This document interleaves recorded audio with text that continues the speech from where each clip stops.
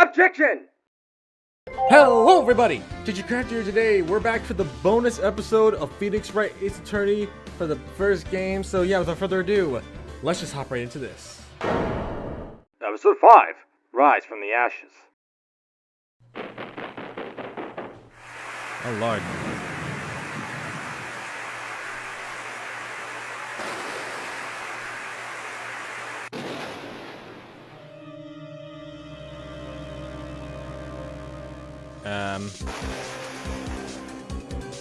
What? Wait, what?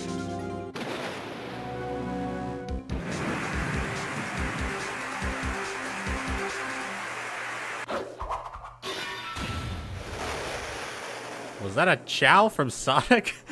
No, obviously not, but what the? What the frick?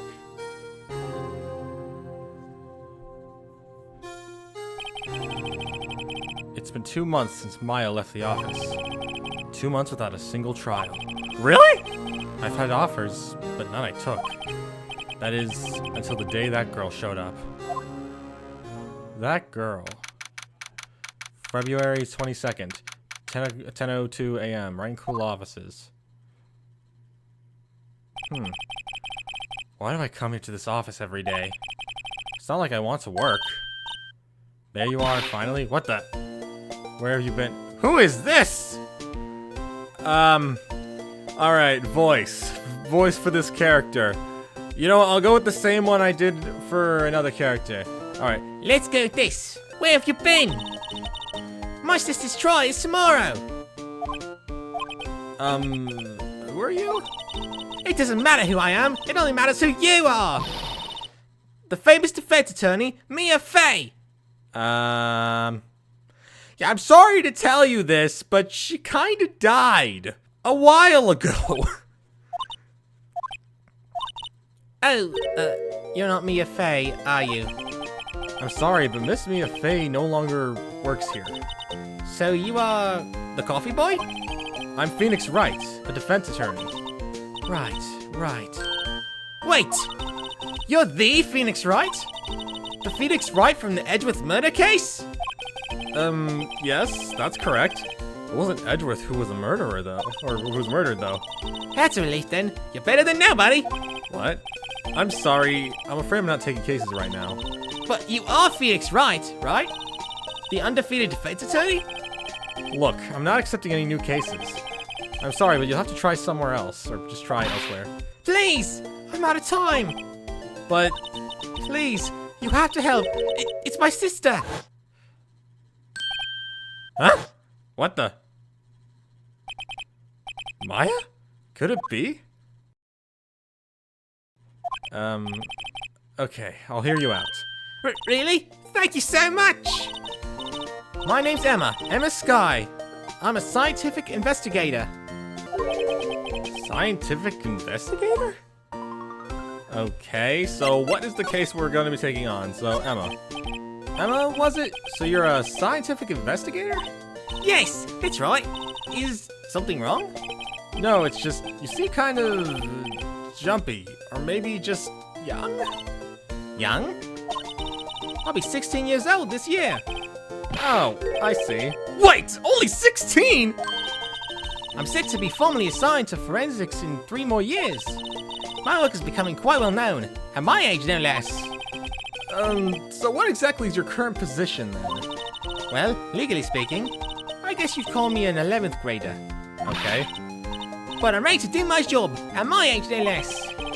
Great, another future professional in training. Oh boy. People these days, they're so young, but they're getting such good careers. So the case. So what's this about a case? You said the trial's tomorrow. My sister didn't do it. She wouldn't stab someone with a knife. She wouldn't.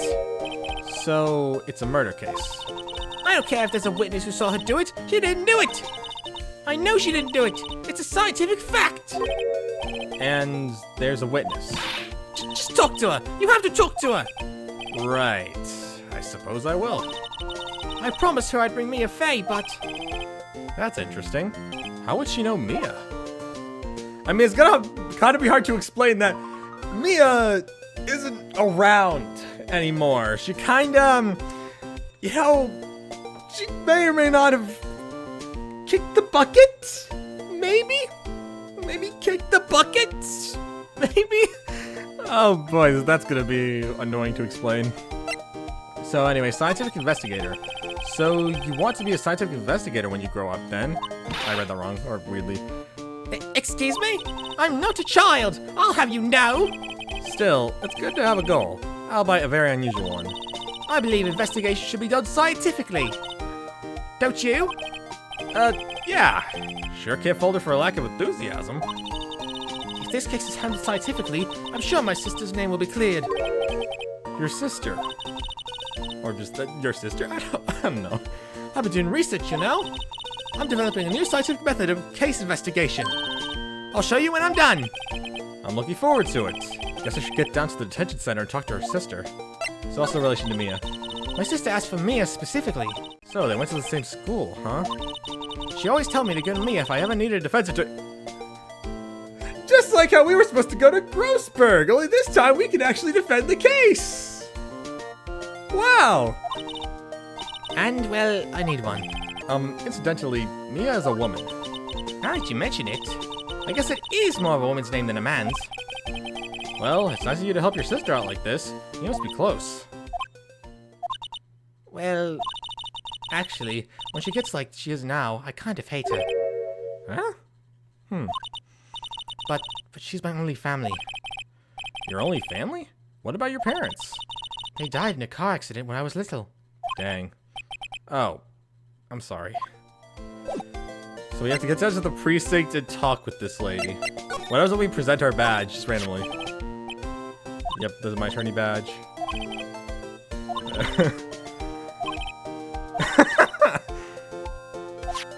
No, it's not for sale. Yet! What do you mean yet, Phoenix? Alright, this is gonna be awkward to explain, yeah? She's like, alright, I need Mia Fey because she's a good defense attorney. And then Phoenix Wright just comes in, yeah, about that! She's no longer with us, so I'm gonna be your defense attorney in replacement, I guess. I don't know. Alright, February 22nd. Detention Center, visitor's room. I wonder what's wrong with Emma. She got quiet all of a sudden as soon as we arrived. Guard, I thought I told you I didn't want visitors. So sorry, ma'am, it's just your sister. No excuses. Or did you not want to raise us here? I'm just doing it. Oh, dang, what the heck? What the? Hi, Lana. Alright, new voice time. Funny. I seem to remember specifically telling you not to come here. Perhaps my memory is failing. Look. I didn't want to come here either, okay? But your trial's tomorrow and you still don't have a defense attorney. I'll be the one in court tomorrow. This has nothing to do with you, Emma. Isn't that right, Mr. Wright? Hey! How do you know me? I mean, shouldn't most people? You're pretty well known for your undefeated championship lawyer stuff. Mia mentioned you. I've heard quite a bit. I'm sorry, what exactly is it that you do? My name is Lana. Lana Sky. I'm a chief prosecutor for this district. You're a prosecutor? Oh, dang. Two sisters, one a lawyer. Could this be a coincidence? Is something wrong, Mr. Wright? So, I'm just gonna have to tell this girl about everything involving Mia and how she's no longer with us. So anyway, the case. There's something you should know from the start. Which is? The suspect in this case has confessed to the crime. Huh? Wait! But the suspect is... me. I did it. Well, Mr. Wright? Well, why don't you begin by telling me exactly what happened? The crime took place yesterday, February 21st, at 5:15 p.m. That's quite specific. It was in the witness's deposition, or deposition, I don't know. A witness clearly saw me committing the crime. My, that was a bit of bad luck, wasn't it? The crime took place in the underground parking lot at the prosecutor's office. The body was found in the trunk of my subordinate's car. The prosecutor's office, huh? In your subordinate's car's trunk? Classic. I was arrested on the spot, caught red-handed, as it were. Well, that's just great. I mean, we can prove your innocence if you didn't actually do it. We got this. We have a track record. Anyways, so the victim. So, who was the victim? An investigator with the police department. I suppose the correct term is detective. A detective? Death was due to a loss of blood. He was stabbed once in the stomach. By you? Death wasn't immediate, but the wound was fatal. I see. Allow me to repeat myself, Mr. Wright. The victim was a detective. You know what that means, don't you? Uh-oh. What? What, Mr. Wright? What does it mean? Well, it means... The police department will consider it a matter of pride to have me found guilty. They will use any means at their disposal to do so. This case gets worse and worse with everything I learn. Oh, brother. So, Lana. So, you're the chief prosecutor? That is correct. I'm responsible for overseeing every trial handled by prosecutors in this district. I make sure the prosecutors have what they need to do the job and manage every aspect. Those are my responsibilities in a nutshell. That's an awfully large nutshell. Still, I'm a little surprised. I would think you'd recognize the district chief prosecutor, Mr. Wright. Huh? In fact, it seems impossible you wouldn't. Lana? What happened to your hand? Oh, this? I cut myself by accident. When I stabbed him, that is. Huh? I'm not very good at being a criminal, I suppose. I feel like she's doing the same thing Edgeworth did, where they're just rolling with it and be like, I guess I did it. This feels like that kind of situation. Time to change the subject. Wait, she was the class ahead of Mia, wasn't she? So listen to Mia. You were in school with Mia, correct? A few years above her? Emma told you that too, did she? Oh, did she? Oh, gosh dang it. Well, why not? I did drag him all the way here from his office. Although it seems he has very little in common with Mia. Hey! It was in law school. I was in my 3rd year, and she was auditing the class. She was different than the other students. Different? She was strong. She'd do anything to become a defense attorney. Anything. She did believe in justice. That was probably why she was attracted to me. Excuse me? Intellectually attracted. Lana was top of her class in school. I was the best there was. Oh. I'm doing pretty good in school too, by the way. It sounds a bit different when Emma says it. Well, Mr. Wright? Excuse me? As you can plainly see, I am admitting my guilt. I think it's safe to say, there's no way you could take this case. None. I mean, I've taken a case like this before. I think I can handle myself. I don't know. I think I can handle it. But Lana! Why? Why are you doing this to me? You never think of anyone but yourself. I know you didn't do it, Lana. I know it. I don't know. I don't know if I read that right or not, but anyway. So how can you say you did it? If I lose you, I'll be all alone. I hate you, Lana. Oh boy. Mr. Wright? Yes? I believe our discussion here has ended. The rest, I leave to you. You mean you're requesting my services as your defense? Don't lose any sleep over it. Your client has confessed after all. The case is over. Right. I'll do what I can to get to the bottom of this. I mean, I'm pretty good when it comes to figuring things out, you know? I'm a pretty good detective for someone who's meant to be a defense attorney. Lana has confessed to the crime, yes. But something doesn't fit. It's that look in Emma's eyes. Huh. There's something else going on here. And I'm going to find out what. I'm sorry, Mr. Wright. Huh? About what? My sister. She's not always like that, you know? I just never expected to be defending another prosecutor again. She's changed a lot. She used to be so gentle, always smiling. Everybody liked her. I see. Sorry, but I'm having trouble imagining that. What happened to her? I don't know for certain myself. I think maybe she... well, maybe not. Sounds like there's something there that defies a simple scientific explanation. Let's go check out this underground parking at the prosecutor's office, shall we? Okay. So Emma's going to be our Maya of this special thing because Maya's off doing her training. Okay. All right, to the underground parking lot. Let's get to the bottom of this. February 22nd, prosecutor's office, underground parking lot. So this is the lot where it all happened? Looks like they're still investigating. Funny that my first visit to the prosecutor's office should be like this. Hey, everyone, keep up the good work! Hey, what do you think you're thinking? What are you thinking or something? I don't know. Well, they are going to be my co-workers 3 years from now, after all. No harm in saying hello. Actually, there is. You know attorneys aren't supposed to examine crime scenes. I'm trying not to stand out too much here, see? Hey there, you expecting to go unnoticed here, partner? But partner? What the? Alright. New voice, okay. I'll go this one, I guess. What we have here? Looks like a babena Got loose from the ranch and is up to no good. Folks gotta learn to keep them doggies tied down, partner. Mr. Marshall! Marshall? Looks more like a sheriff to me. Look at here, Bambina. I don't know how you feel, but this is my gang's gold strike, see? Strike? This is our claim, our territory, with a mother load of evidence. If you're fixing to mess with what's ours, you'll regret it, partner. You know what dreams the cacti out in the desert dream? You want to? What's this guy talking about? What the heck? You head along home now. Happy trails, Bambina.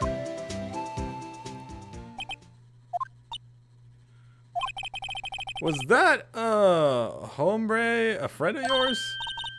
Kind of, sort of, yeah. He's a detective. Who thinks he's a sheriff from the Wild West, it seems. That is a interesting guy. So he's a detective, huh? Anyway, let's look around a bit. We got a ladder here. Aha, a ladder! That's a step ladder. What's the difference in scientific terms, please? Scientific, huh? Look at the basic nature of things, Mr. Wright. This all seems so horribly familiar somehow. It really does kind of feel almost like she's just like a new Maya for this little mini adventure. Here, a phone! Let's see if it works. Hey, don't touch stuff we don't need to be touching. I can't hear anything. My ears! No, my ears! Maybe it's due to the barometric pressure. What is she babbling on about? Hey, what did you just say? See? You can hear just fine. The phone's broken. Oh, brother. Is there something lying on the ground? What's this? A wallet? Excuse me, officer? Wait! What are you doing, Mr. Wright? What am I doing? I just found this wallet, so I'm handing it over to the police. I don't believe it. This is real basic. Anything on a crime scene is evidence. Let's be scientific about this, please. Just put it in your pocket. You want me to commit a crime for evidence? How is that scientific? Sounds like theft to me. Wallet hastily stuffed into pocket. Wow. I'm called to duty already, and at my tender age. Here, I'll teach you the trick to examining evidence in detail, okay? By the way her eyes are sparkling, I can tell she's been waiting for this. Okay now. Look at the court record. Okay. I didn't do anything, the game just did that. You have to be sure to examine evidence carefully on all sides. Now, let's start examining, from every angle. Oh, look! I think there might be a clue here. You should check it out with a press of the A button. Huh, so it actually seems to be in a similar setup to the Great Ace Attorney. Like, when I was playing the Great Ace Attorney, whenever I wanted to examine evidence, I was allowed to go into like a 3D setting. So, it's like that. Alright. This is an ID card.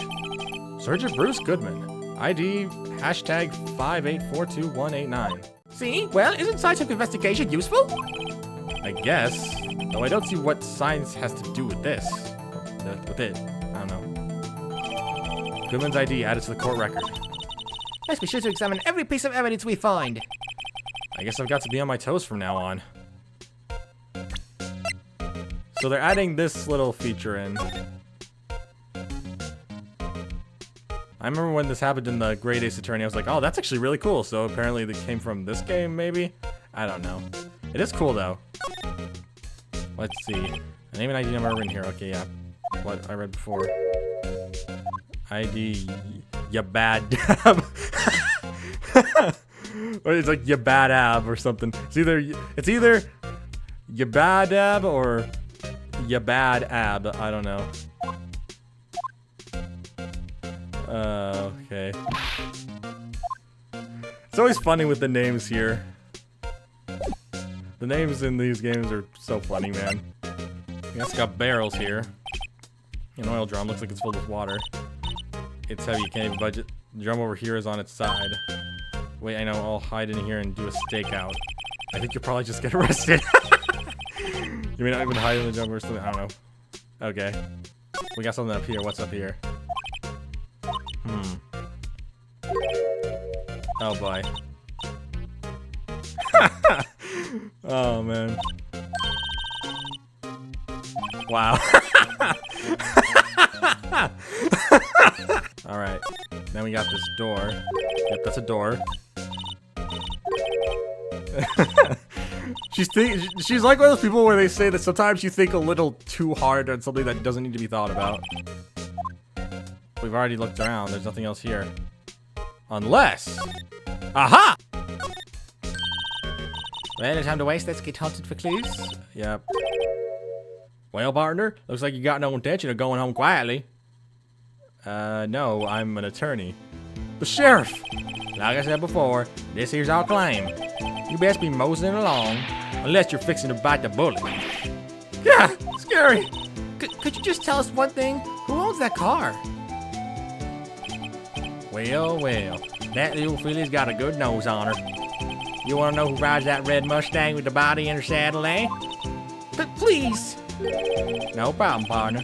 About time for vitals anyway. Or vitals, I don't know. Get yourself to the saloon up on the 12th floor of the prospector's office.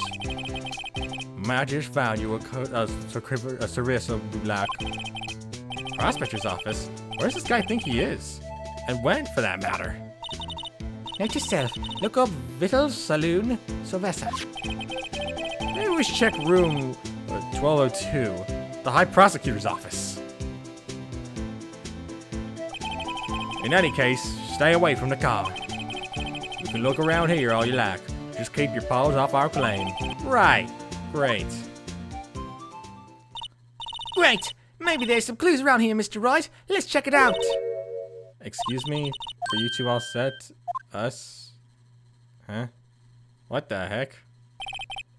That lady looks dead inside with the jelly donuts. No. And what's with the octopus sausage on her necklace? That's weird.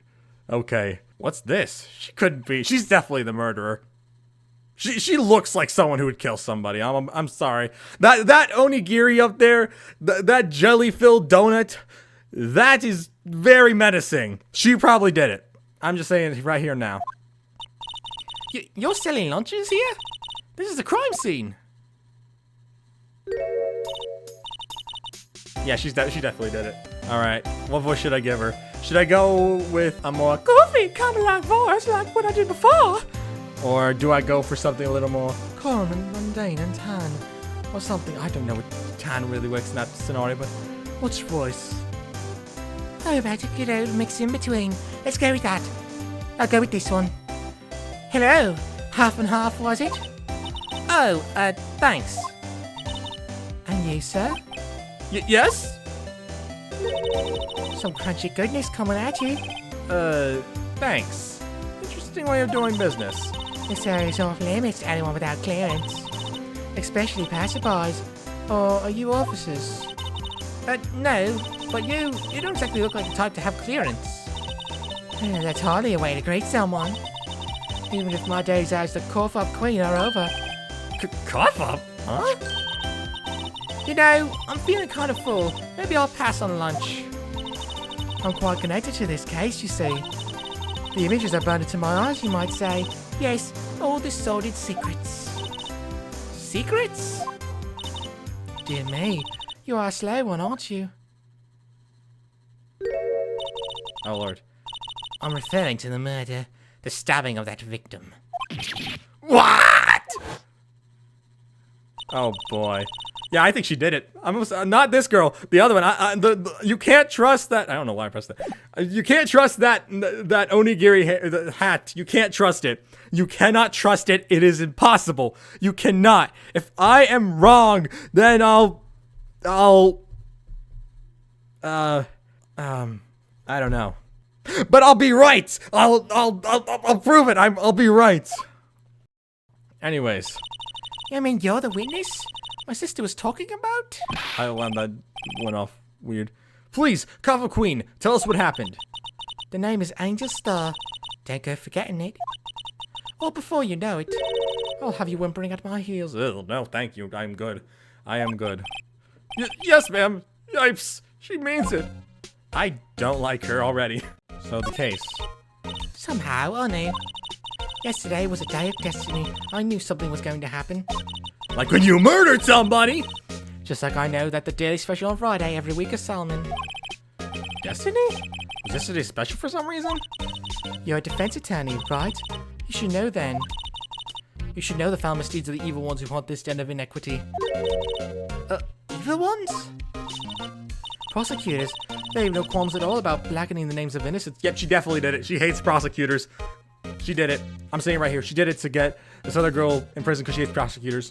And yesterday they paid homage to the most evil one of all. They gave an award for King of Prosecutors. What a farce. So, she's saying there was some sort of prosecutors convention yesterday? I was almost compelled to lace their lunches for something foul. Do you have some grievance against prosecutors or something? Or is there some kind of scientific evidence of this, evil? Young miss, mock me at your own risk. You'll soon find why they call me the Cough Up Queen. Ew! The most heinous of all, the evil ones, the one they awarded yesterday. It was in his car that they found the body. Proof that he devours the evil sludges of all. Really? Really what? I'm totally confused. Same here, Phoenix. Same here. One thing's clear. This lunch lady has a thing against prosecutors. Yep, she probably did it. And then blamed the prosecutors so that way she could get them in prison. That's just how some people be. Their motives are as very obvious as day. So, what you witnessed? So, what exactly was it that you witnessed, Miss Star? It's a fascinating spectacle, to be sure. I now fear I know what they say when they talk about a woman's wrath. To see Lana Sky wield that knife so... Her knife flashed in anger, bringing him to a sad end. It was truly a sight to see. You don't mean you saw the very moment of the crime? The sound of his silvery ties to this world being cruelly cut still rings in my heart. In the rhythmic beats of Lana Sky's knife. Wait a second! You know Lana Sky? Of course. It's quite a feat, becoming chief prosecutor. How many lunchboxes of sin did she pack to make that journey, I wonder? She always travels light. Now, why would this lunch lady know the chief prosecutor's name? Alright, so, Angel. Could we ask you a bit about yourself, Miss Star? I come here every day to sell lunches. I import only the freshest and best from the Far East. For some reason, the box lunches are a hit here. Huh. Why not make the lunches here rather than import them? Did you say something? No.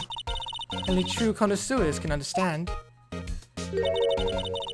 The kind you can only tell someone who has tried General Seo's Trilobite lunch set. Oh, never mind. You win. I don't even want to appreciate part of a Trilobite's flavor or something, I don't know. Anyway, I come here every day to sell lunches. My boyfriend works in the security room here at the prosecutor's office. And maybe he saw it and decided to pin it on the prosecutor. I might be jumping to conclusions here, but I'm pretty positive. Your boyfriend? See the security room over there? The glass-walled booth? I sell my lunches, and since I'm here anyway, I drop in to see him. Since you're here anyway, I guess selling lunches is more important than romance. So, to scientifically analyze the data available so far, you, Miss Star, are a lunch vendor with an ulterior motive for coming here. Useful analysis. Not. Alright, so prosecutor's office. Did you have a bad experience with a prosecutor, Miss Star? I sense some hostility. Hostility? Ha! Perhaps. Prosecutors are all alike, and the bigger they get, the worse they smell. Kinda like 10-day-old clams in the chowder. I wonder if Miss Star was involved in some sort of legal trouble in the past. That'd be a sure cause of food poisoning, scientifically speaking, of course. I mean, now you're talking, Cough Up Queen. I thought she was just a lunch vendor, but now I'm not so sure. Huh. So I can't explore over there. I've already gotten everything I really could get here. So I guess... I guess we go to the High Prosecutor's office. February 22nd. High Prosecutor's office, room 1202. This is the kind of room that just screams, I can do the job. Quite a change from your office, really. Is that a Steel Samurai statue in the background? Or am I just... yeah, that is a Steel Samurai thing in the background. Thanks. Look, look, there's a trophy of something here. A trophy? What? That shield? It takes real nerve to display stuff like that, or this. Whoever's office this is, they must be a real stuck-up jerk. Phoenix, right? You never tire of prying into other people's business, do you? That voice! Oh! Hi, Edgeworth! We haven't seen you, I think, maybe since the case, or have we? Have we? It's been, I don't know. Have we seen him since the case? I don't know. Long time no see, Edgeworth. Huh? Ah! Mr. Edgeworth? You know him from somewhere? Of course! I'm his biggest fan! My sister introduced us once and... Right. Your sister is the chief prosecutor, after all. Well, what brings you here? I'll warn you, I've been known to be a real stuck-up jerk. No! Did I? No! It was just Mr. Right here, he... Hey! Don't blame me! We're just here to investigate a murder case! Murder? A body was found in this nasty, bright red sports car in the parking lot. That would be my car. What of it? Why does he look proud? Why does he look kind of proud? What? Your car? I'll say one thing, she certainly can scream. Wow, so, Edgeworth. Oh man, it's been a minute since we, dealt with your case, so... Hi. So, the case. So, the body was found in your car? Go ahead, say it right. You think I did it,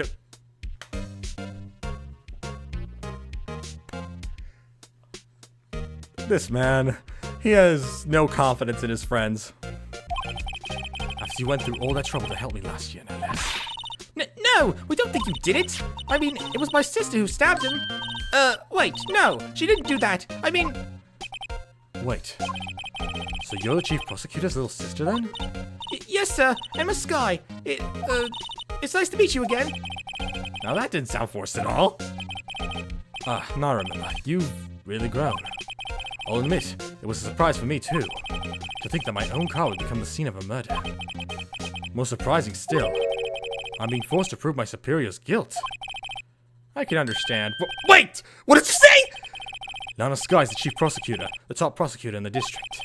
She can't prosecute herself, so I'll be the prosecutor at the trial tomorrow. We just became friends again after the last trial, and now we're going against Edgeworth again? Boy! Gosh dang it! Oh man, I hate having to prove Edgeworth wrong, but I'll do it. You're not as hateable as Von Karma, but I'll do it if I can prove my client's innocence. You? Mr. Edgeworth. Well, we'll be fine. I've beaten Edgeworth in a case before. 2 of them, in fact. Granted, he helped me with one of them, but I can do it. I can do it. So, Edgeworth, to be honest, it's a bit of a miracle I'm still here at all. What do you mean? Rumors. You've heard the rumors about me, haven't you? Miles Edgeworth. It's hard to remember a time when there weren't rumors about this guy. Forging evidence, arranging false testimony, illegal searches, you name it. Then the whole thing with, his trial happened. Thanks to you, my innocence was established in the trial at the end of last year. However, there are some who say I'm the one responsible for the current incident. What? Some people need very little excuse to think ill of others.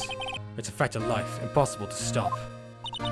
But some of them even go so far as to present me with toys like this.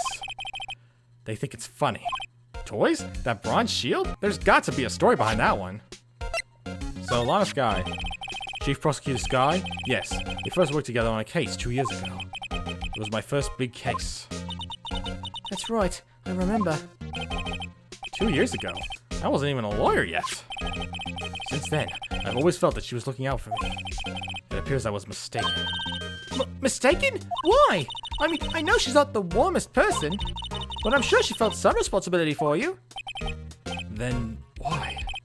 Why did she stab someone in the trunk of my car? I don't think she did it!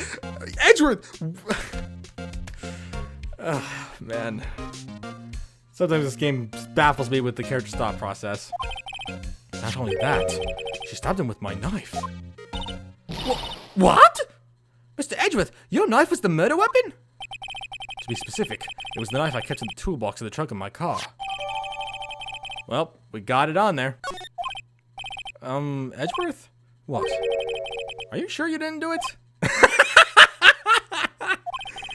Come on, can't you take a joke?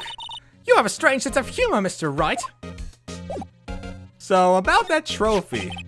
I've been wondering, what the heck is this? It has a big K on it. Prosecutors. Huh? What's that? It's the King of Prosecutors trophy. King of Prosecutors? It's a great honor. They send that shield to the best prosecutor each year. What? So? I have a theory. I have a theory here. Mind you, this is a shot in the dark. But what if that lady who hates, prosecutors, saw him get that award, tried to murder him, but he wasn't there. This other detective was there, and, the person we're defending was there. And then a bunch of incidents occurred where the lunch girl tried to stab who she thought was Edgeworth, but it wasn't Edgeworth.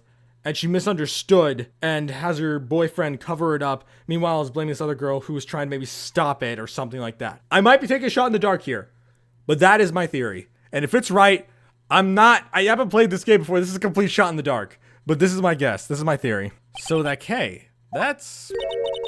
K stands for king? Yeah, you got a problem with that? I didn't design the thing. King of Prosecutors. Kind of like Employee of the Month, only better.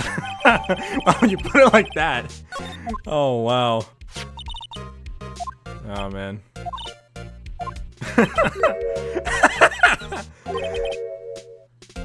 Oh, really? I didn't notice that. Are we able to check it? Looks like we are. Huh. I mean, there's no way to really show anything off. What's in the bottom? Hey, check it out! There's a metal plate here! It looks like the names of all the previous recipients are engraved on it. Wow, one guy's listed a bunch of times!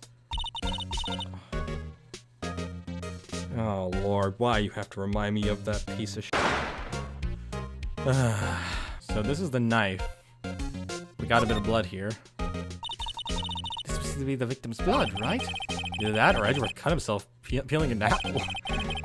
What's Edgeworth doing with a knife like this anyway? Hey, maybe he spends his weekends roughing it in the wild. Edgeworth? In the wild? I think my fruit peeling theory is more likely. Are you kidding? I always pictured him as an outdoors man. Now there's a scary thought. So what's with this outfit? Wow, this jacket's even lacier than his usual ones.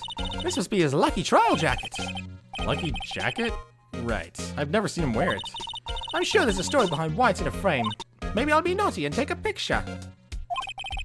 She's getting way too excited about this. We got the Steel Samurai in the back. My, what an amazing bouquet. Just right for Mr. Edgeworth. I didn't click on the bouquet, I clicked on the Steel Samurai, but whatever. No kidding. Hey, there's a card on it. Back from the dead, Wendy. Wendy? I've heard that name somewhere before. I have? Where? I don't remember. Was it in an earlier trial? I don't remember. And beside it, a giant Steel Samurai. Wow, I want one. Huh? There's something written on the bottom of his foot. Between a rock and a hard place, Wendy. Wendy? Is she Mr. Edgeworth's fiance?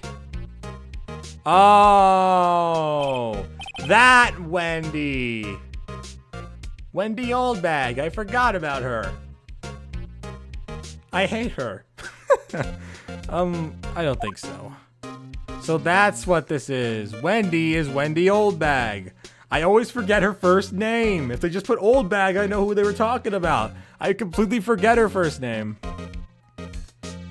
Got her in a tea set. Ooh, cute! What a pretty tea set! I go more for the instant tea bags myself. Amazing! The drawer below is filled with packets of tea leaves. They're all sorted by place of origin and flavor. Look at this royal blend! What an exquisitely splendid concoction! There's such a thing as taking a hobby too far. We got this ladder here. Whoa! These are all case files! They're stacked up to the ceiling! There's even a ladder! Odd. I thought Edgeworth wasn't good with heights. He must have someone get them for him. Just flashes to Gumshoe. Strange. Why did I just picture Detective Gumshoe? He must study these case reports so closely. He's so cool! You wouldn't say that if you saw him sweating bullets up on the ladder. Or that ladder, but yeah. There's a random chessboard here. Hey, a chessboard! I'm not too up on my chess, but it looks like blue's in a bit of a tight spot. The red knights have surrounded the blue pawn. Huh? Those horses are mounted knights. The swords have really sharp edges. And check out that poor pawn. His head is kind of spiky. Kind of reminds me of you. Mr. Edgeworth must be an avid chess player. What's wrong, Mr. Wright? Edges. Surrounded a palm with spiky hair. Nah, it's nothing. I can't tell if Edgeworth is happy to be around Phoenix, actually thinks of him as a friend, or hates him. I don't know. Whoa! What a view! It must be nice to have an office on the 12th floor. I guess you would feel important. Incidentally, were you to jump out of this window, the time until impact with the ground would be... Got it! Approximately 3.23 seconds. That's handy to know. Good thing we won't be jumping out of that thing. We got the desk. A work desk. It's quite tidy, as one might expect. What a nice desk! Easy to use and easy on the eyes. It's polished so well I can see my own reflection. Strange. Why did I just picture Detective Gumshoe? Maybe I'll take that name plaque as my souvenir, or as a souvenir. Don't. He'll sue you. Can you present the ID to Edgeworth? I don't know. Say, Edgeworth, I was wondering about this. But Mr. Wright, Huh? What? are you sure you should be showing that to Mr. Edgeworth? Oh, he'll take it for sure, won't he? I wish I could be on the same side as Mr. Edgeworth. But then my sister would be found guilty. If she sighs any deeper, I'm going to start getting depressed. What to do?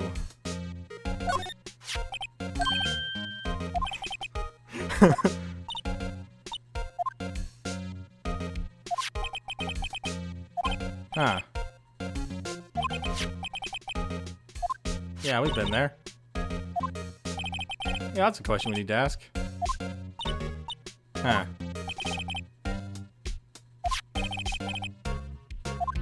Why is that? Maybe. Let's do that. It's the day of the crime. Can you tell me more about yesterday, the day of the murder? Yesterday was the annual cleaning day at the prosecutor's office. Cleaning day? Working with the police department, we sort and file all evidence for solved cases. We call it evidence transferal. Wiping your hands of old cases. In other words, yeah, anyways. Oh, and another thing. A ceremony was held at the police department. It's an annual review and awards for outstanding police officers and prosecutors. And that's when you got the shield? I was at the police department yesterday afternoon. I got back here at 5:12. That's very precise. People like myself and Mr. Edgeworth pride ourselves on our precision, Mr. Wright. No, I place little faith in my memory. The only thing I trust is solid evidence. Huh. We got more evidence, let's go! This is the parking stub for the underground lot. The murder took place around 5:15. So the murder happened right after you got back. Well, that's right. I'd appreciate it if you direct that suspicious glare elsewhere. Ow. Okay, new character. Excuse me! My name is Mr. Edgeworth. Anywhere on the premises? I'm Edgeworth. What is it? I'm here, sir, as the request of the chief, sir. I've got your report, sir. Report? What? Did you find new evidence in the case against Chief Prosecutor Sky? I don't like the way this conversation is going at all. Sky, sir? No, sir! No name of that kind, sir! Not in this report, sir! I think I just heard Edgeworth's lid blow. Mr. Edgeworth's lid isn't on very tight, is it? I made a clear request to the police department, did I not? I need to focus on the trial tomorrow, so don't bring me on anything unrelated. Sir, but sir! I'm just following orders, sir! They told me to bring this to you! I wasn't aware of the particulars of your arrangement or something, sir! Give me your name! Yes, sir! Meekins, sir! Officer Meekins! Oh, because he's meek. I get it. Yep. They clearly have fun with the names in here. Right. Officer Meekins, take your report and leave. And good luck with that raise next month. But sir, I didn't know. Poor guy. Looks like he was absent on the day they gave out brains and good luck. Dang. Right. Yes, sir? You caught me off guard. As you can see, I'm busy. You may leave now. Let's do what he says, Mr. Wright. The victim was a detective from the same department as that patrolman just now. Go down to the police department. You can ask more there. Thanks. He seems to have finally calmed down at least. The police department! Oh, this is different. Is that Gumshoe in the background? February 22nd, police department entrance. We're finally here. Why would they put the police department so far away from the prosecutor's office? It's me. That took almost 30 minutes by taxi, and traffic wasn't even that bad. And there's the chow thing on the side. The police department, huh? I've only ever been to criminal affairs next door. Hold on, what's that?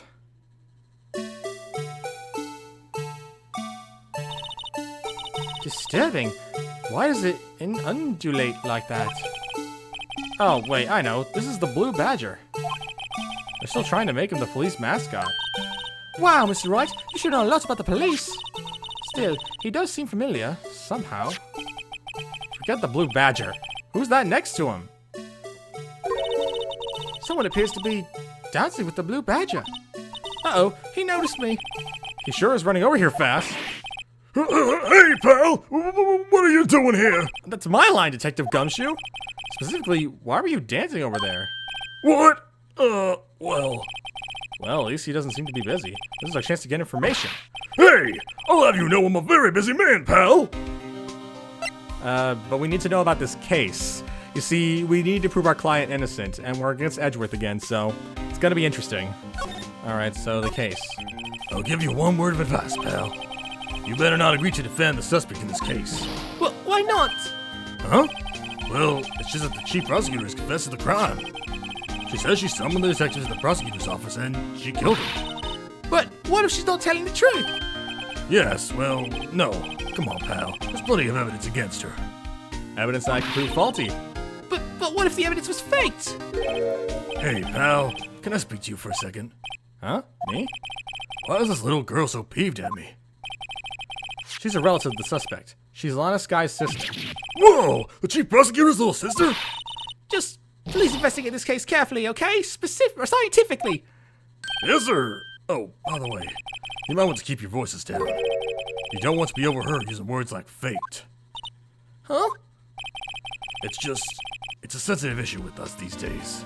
Is it due to everything with the Edgeworth case, maybe? I don't know. So the investigation. So, what are you doing here, Detective Gumshoe? Me? Oh, well, nothing really. They kicked me out of criminal affairs. Detective Gumshoe! What did you do this time? What do you mean this time? And what happened? I know things are busy right now. I mean, with my sister's case and all. It's true. We never had a chief prosecutor murdered anyone before. Only the highest ranked people are being let into criminal affairs now. The lowest ranking guy in there is our chief of detectives. They're not letting any of us rank and file detectives in at all.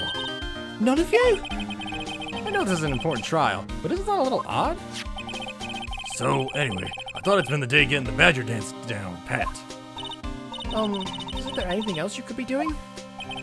The chief of police himself has directed this investigation, pal. And Officer Marshall was assigned to the underground parking lot.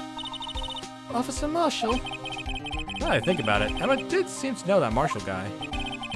A patrolman in charge of the crime scene. It's unheard of, pal! You got this chow-looking thing. The Blue Badger, I think they called it.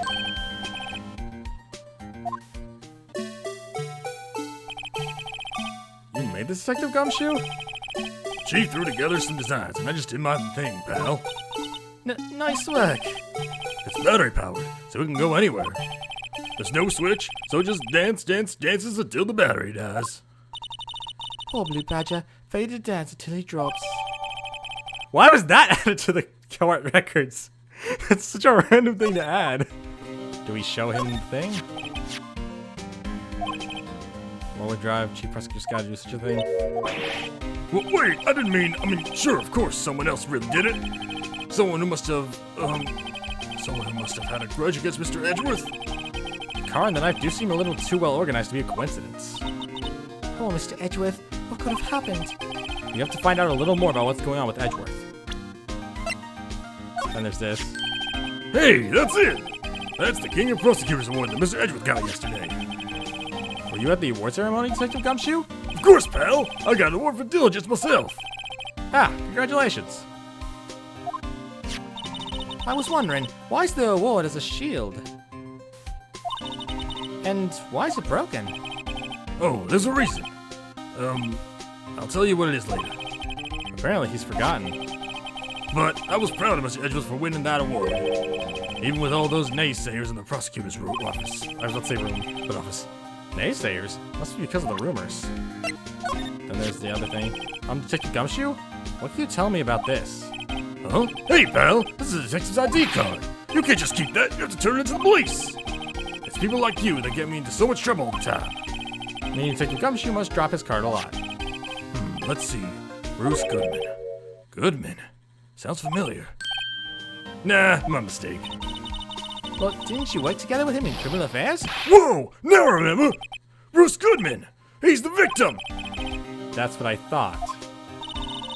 Can you tell us more, Detective Gumshoe? We need to know more about Bruce Goodman. So, this ID card belonged to the victim? He was a detective like myself. Detective Bruce Goodman. Don't you think it's strange? I mean, why would the victim's ID be lying on the ground where we found it? Well, Detective Goodman should have been at the police department yesterday. That was an evidence transfer for a case he handled 2 years ago. Evidence transfer? Mr. Edgeworth mentioned that too. But Detective Goodman was killed at the prosecutor's office. Well, that's the thing. It's hard to say this, but word is that Chief Prosecutor Scott called him out there to the parking lot. And Lana's confessing as much. Huh. So Edgeworth's troubles. He's in a tough spot, again. Again? After the whole thing there. I remember that case. Well, it all started with the murder of that defense attorney, Hammond. But Mr. Edgeworth was found innocent. Listen, pal, there have always been rumors about Mr. Edgeworth. Forging evidence, making deals with the witnesses. Nothing outright, but there was always whispered rumors of whatever. Ever since he was accused of murder, no one's whispering, they're practically shouting. That's just how the rumor mill goes. Sometimes someone finds themselves in an awkward position, people will find a way to poke fun at them. But there's no evidence against him. Well, Mr. Edgeworth has always had unusually strong ties to the department's higher-ups. It's only natural that people would be suspicious. I had no idea he was under the gun. Anyway, this latest case has started a new rumor. People say the only reason he took this case is because he's aiming for the chief prosecutor's position himself. What? But I know the truth, pal! Nobody wants to be the one who has to prosecute the chief prosecutor! Mr. Edgeworth is biting the bullet on this one. He's doing this for all of us. And that's all I know about that. I'm not officially on the case, you know? Thank you. Why aren't you handling the case, Detective Gumshoe? You met the guy who is. Who was that? What was his name? The guy in the parking lot? That'd be Officer Marshall. He was appointed directly by the chief of police. Officer Marshall. Is he some kind of Wild West sheriff or something? No, Jake Marshall is just a regular officer. From West LA. For a moment there, I wasn't sure. Look, pal, let me try to make these a little easy for you. Show them this, and they'll let you examine the crime scene. Maybe. A letter of instruction received from Detective Gumshoe allows bearer to investigate the crime scene. Okay. I'll be surprised if this gets us anywhere. Just act like you're supposed to be there, and nobody will look at you twice, pal. Okay. Let's do this. February 22nd, Prosecutor's Office. Underground parking lot. Looks like the investigation is still going. I have to be getting back to the shop. Sorry, looks like I'll be stuck in this pit till the sun sleeps.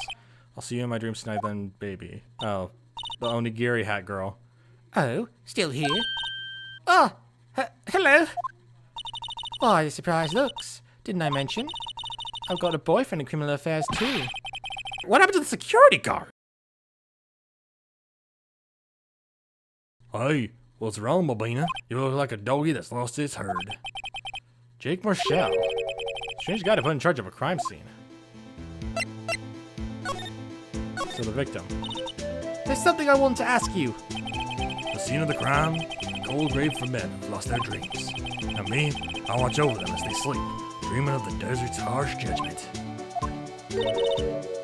He's asleep. Well, should we show this hopeless case something to catch his interest? Alright, so we got this. Would you mind reading this for me? What's this? I warn you, fan letters to me go right in the spittoon. It's a letter of introduction for Detective Gumshoe. May we investigate? Gumshoe? Ah, that old cow dog? He's holding a birthday party or something. Huh? Look, where it should say letter of introduction, it says invitation. I think he just miswrote it. Wait, why am I getting all defensive here? No worries. This proves it's from Detective Gumshoe better than a blood test. Guess I better let you in then. Thank you, Officer Marshall. I'm gonna say Marshall as well as Marshall. I don't know. I'll say one of the other points. Oh, that's right. He's a patrolman, not a detective. Which reminds me. Hey, wait a sec. Isn't a crime scene supposed to be handled by Detective Ohio? Well, folks, the clues are calling. Welcome to our gold strike. Be like the settler. Strike out for lands unknown. Manifest destiny. Let's have a hootenanny. Note to self, police investigations are like settling land. Well, Mr. Wright, what do you say? I say I won't be needing this anymore. Okay, there we go, it's gone. So now I can look at the scene. Can I talk to Marshall now? Officer Marshall? Could you tell us more about the victim? Good man always die. I remember that, partner. Could you be a little more specific, please? Bruce Goodman. He was a detective, right? Well, aren't you a faster doggy there now? Detective Goodman was stabbed here at 5:15. The smiling Madonna told me the tale. I think he means the witness, Miss Angel Starr. One stab to the chest. A fine piece of work. This here's the autopsy report. Goodman's autopsy report. Death due to loss of blood. One knife wound. Died within an hour and a half of 4 p.m. Was my sister involved with the victim in any way? Funny you should mention that, Babina. Chief Prosecutor Sky and Detective Goodman had nothing in common at all. Nothing in common? They apparently worked together on a case a few years back. So, there's no motive. Goodman wasn't a particularly gifted detective. That's one reason why he didn't do much work with the chief prosecutor or prospector. But my sister called the victim here on the day of the murder, right? Here to this parking lot? So it seems like calling an unarmed man to a shootout at high noon. I don't mean any offense, but Officer Michelle, you're a patrolman, right? Not a detective? You call me out, they shoot you for that in Texas. Huh? I was one of them fancy shoe detectives till 2 years ago, to tell you the truth. Oh, really? Now he tells me. But you're a patrolman now, so how can you be in charge of a crime scene? Nothing gets by you, does it, Bombina? So why are you in charge? No reason. We're just short on hands right now. I'm keeping an eye out in the meantime. That's odd, Dad.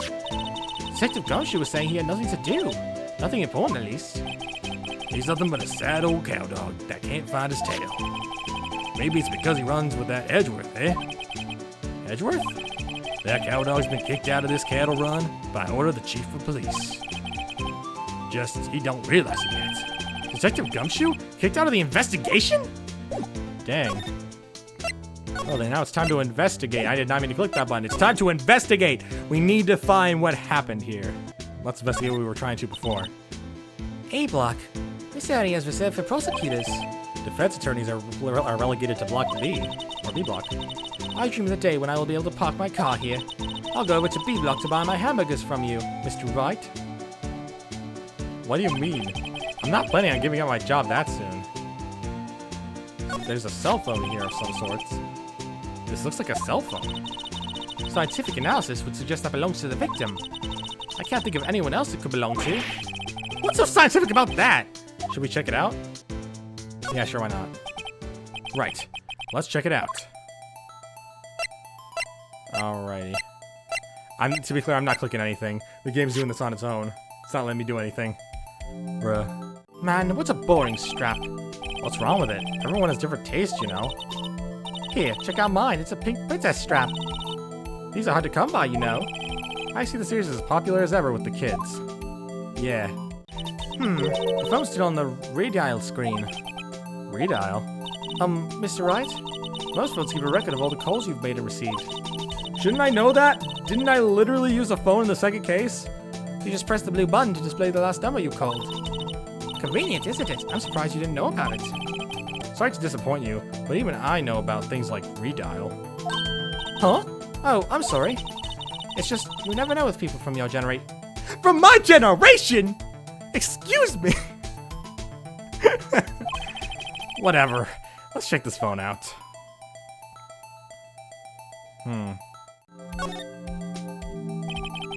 Now, to see who the owner of this phone called last. Note to self, a defense attorney doesn't think first, he just pushes the button. Hey, that song, I know that. Is that the Ace Attorney theme? Wait, no, it's the Steel Samurai theme, my bad. It's the theme that plays with the Steel Samurai. Hey, what's going on over there? Sorry. I see you, partner. You pressed redial on that there phone, didn't you? Well, yeah. Whose phone is this anyway? It was on the ground over there. Whose is it? That belongs to Chief Prospector Sky. What? It's my sister's? She apparently dropped it when she was taken into custody right after the crime. Look, the last call was made right when the murder occurred. Looks like she was fixing to call someone. Except she only spoke for a few seconds according to this. Who did she call? No idea. Sorry, partner. Now, I got a question for you, partner. I heard a phone ringing just now. One of those newfangled ringtones. Oh, that? Oh. I'm sorry, that was my phone. What? Your phone? Yeah, it's kind of strange, but someone called me right as we picked up the other phone. A wrong number. I hope you're not lying. They'd shoot you for that in Texas, partner. Oh boy. Uh-oh. I haven't sighted the wrath of the Lone Star Patrolman. Cell phone added to the court record. I can see the lunch line car over there, far in the distance. Hey, you're right. I like the cute design on the door. I could see a cartoon cow munching it down on a juicy-looking steak. Wouldn't that be considered cannibalism? Doesn't that strike you as a little creepy? Just don't think too deeply about it and you'll be fine.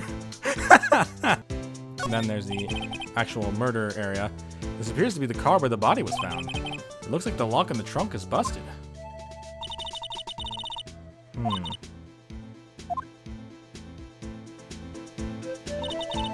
What a luxury car. It just screams, I have money to burn. Yeah, prosecutors get the big bucks. Then there's the actual area. What's this? Looks like a note of some sort. Look, something's written on it. 6, 7, it's either a 5 or an S. Okay, it's an S. You're right, let's see. 6, 7S, 12-2. There's a name printed on the paper above that. Goodman. Maybe he fell out of his pocket when he was killed. Well, so, what does it mean, Mr. Wright? How am I supposed to know? Note to self, for detective reasoning, go to Edgeworth, not Wright. I'm sure Edgeworth wouldn't know what this means either. Alright. I think that's everything? Now we just gotta talk to this guy about Lana Sky. So, there's no connection between Detective Goodman and my sister. That's correct, but there's a gold mine of evidence against her. And the prosecutor tomorrow is none other than Edgeworth himself. I'm afraid your sister's fate is decided, Bambina. Many condolences. Officer Marshall! Yeah, Bambina? How can you say that? You and my sister, you were... Is there something between this cop and her sister that I don't know about? I'll apologize, Bambina. Something must have gotten to me. Maybe it's that dry wind that's blowing through the prospector's office. Dry wind or ill will. Something's up to something. Someone's up to something here. But who? So, honest atmosphere. Suspicions about Mr. Edgeworth have been flying around for nearly 2 years now. Forged evidence and arranging testimonies, you mean? He was unbeatable because he did whatever it took to win. Unbeatable, that is, until he met you. But rumors are just rumors, aren't they? These are prosecutors we're talking about. Evidence is everything to them. If you follow the rumors about Edgeworth to their source, you find one person. but they're off limits. Untouchable, you might say. One person? Who? Hate to say this, but it's your sister, Bambina. Chief Prospect Elena Sky. What? My sister? Edgeworth couldn't rustle all those cattle by himself. Some people load their guns with bullets. Some people load them with deals. What? You're saying Edgeworth was making deals to win trials? Where there's gunshots, there's bound to be bullets. That's what the old timers say. There's a big old secret hidden around here somewhere. Everyone knows it. Is that why Detective Gumshoe was taken off the case? Did they target him because he was closest to Edgeworth? So, well, how are we doing, Mr. Wright? I guess we've got some clues. We have an autopsy report and a note from the victim and a cell phone call. Or a cell phone. So, you think we'll be okay? Well, the only thing still bothering me is that Lana is confessing to the crime. She says she did it. No problem. I can guarantee that she's not the criminal. Oh, by the way, Emma? Yes? I know that song your phone plays when it rings. What? It's the Steel Samurai theme song, isn't it? Yeah, it is! The popular TV show? For kids? The phone that rang earlier wasn't mine. It was yours. At 5:18, just after the murder took place. So she was trying to call her sister. Your sister called you, didn't she, Emma? I'm sorry. Can you tell me what you talked about? She hung up right away. I see. Huh. There's definitely some mysteries here to figure out. The detective was murdered, and the suspect is the top prosecutor in the district. I've got a bad feeling about this. Like, maybe I still don't know everything that went on here. We're gonna figure this out. It's time to get to our next trial and prove our client's innocence, even if they don't want to admit it. February 23rd, 9:34 a.m. District Court, Defendant Lobby number 2.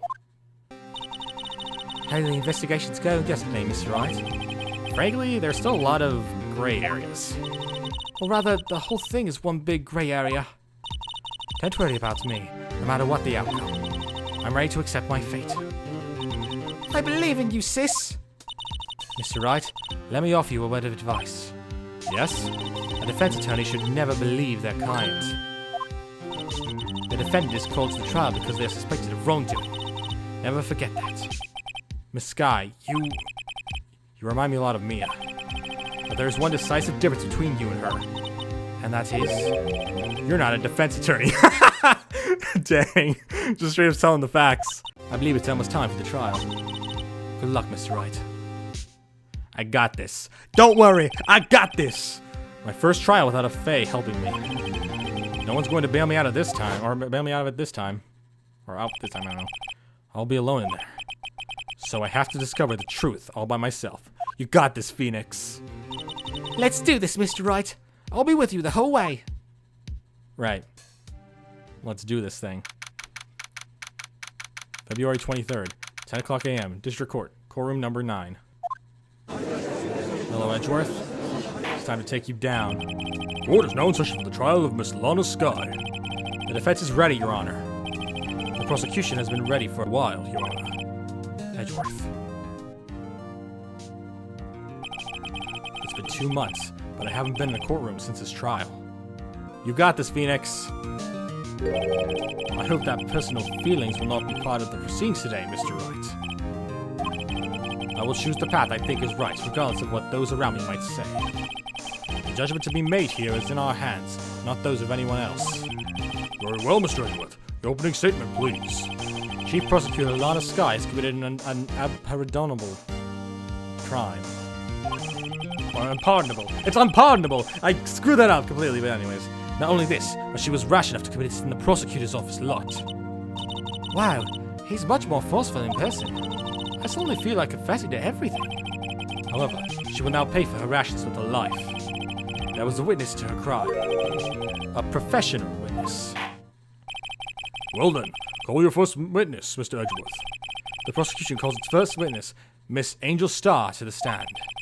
The cough-up queen? Ah, Onigiri head. Haven't I seen you somewhere? You ordered the caviar lunch, right? Ho ho! Caviar! I've never eaten caviar before. The judge is really wolfing it down. Ah, and for you, I have a Fiesta Bowl. Thanks. Will the witness state her name and profession? Ah, and you, sir? Did you order the fingerprint lunchbox?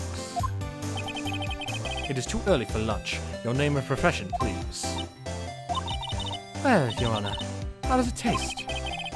So this is why everyone raves about caviar. It's so tasty, it hurts. I always thought caviar tastes like pickled tapioca. What does pickled tapioca taste like? Name, profession, now. Me? The name is Angel Star. Don't go forgetting it. I find myself running a lunchland these days. Is that what you wanted me to say, Mr. Edgeworth? Very well, witness. Please describe the incident to us. The prosecution will wait. I'm not finished eating.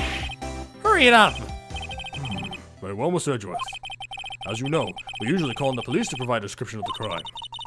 Your Honor, as Mr. Edgeworth has said to the court, I am a professional. Huh? What exactly does that mean? Until 2 years ago, Miss Angel Star was a special investigator with the police. She was a first-rate homicide detective. What? Miss Star was a detective? Oh! I know who you are. Cough up! Cough up Queen, Angel Star, Your Honor. Long time no see. Very well. You may now continue with the description, Miss Star. Just who is this lady? If I might have the court's attention over here. Oh boy. The parking lot at the prosecutor's office is divided into 2 blocks. A block is for the prosecutor's office, official office personnel. B block is for visitors and clients. A chain divider separates the 2 blocks. I suppose that's to keep visitors from taking up prosecutor's space, yes? The crime took place by a car in the back of A block in the car's trunk. The killer stabbed the victim with this knife and went to drive the body out. Unfortunately for her, there was a witness, and an arrest was made on the spot. And who was this valiant witness? Why, it was me, Your Honor. Huh. Got it. Witness, did you see the very moment of the crime? Of course, Your Honor. Immediately after that, I apprehended the chief prosecutor. That seems rather cut and dry, doesn't it? Well, Mr. Wright? I can't agree on your principle, Your Honor. It seems that some poor losers are unwilling to accept the truth, Your Honor. Shall I proceed to crush what little hope they have remaining? If you can, then give me them your worst, Miss Star. Wait, are they talking about me? Oh, brother. Ah, jeez. Somehow I always knew a day like this would come. I was on my way to deliver a lunchbox to my boyfriend. When I sensed something, perhaps it was my finally home detective's intuition at work. Expression. Through the wire fence, I saw the chief prosecutor standing next to a garage car. The chief prosecutor was holding a knife in her right hand. Then, she thrust the pointy tip of the knife into Detective Goodman's chest. Bringing a lunchbox to your boyfriend? How touching. As you can see, there is no room for doubt. The key point of your testimony seems to be nothing other than the point of the knife which you saw being stabbed into Detective Goodman. So, how does it feel to be so utterly crushed? I'm still thinking about that. It's merely a flesh wound, Mr. Wright. Very well, Mr. Wright. You may cross-examine the witness. Oh, brother. Let's do this.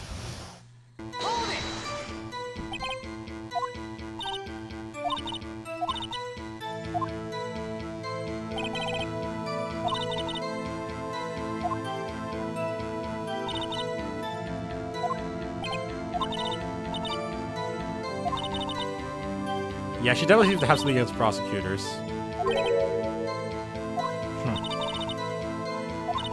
Wow. We literally have her motive here. It's so obvious it was her. Unbiased, is that so?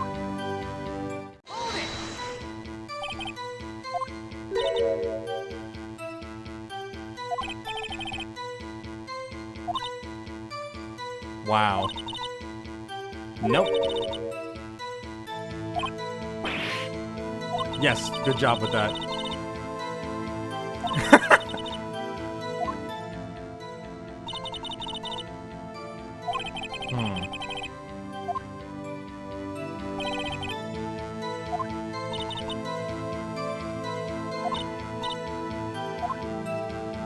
One thing I'm just a bit unsure about is they found his body in a trunk, so if she apprehended her on the spot, that's so confusing, man.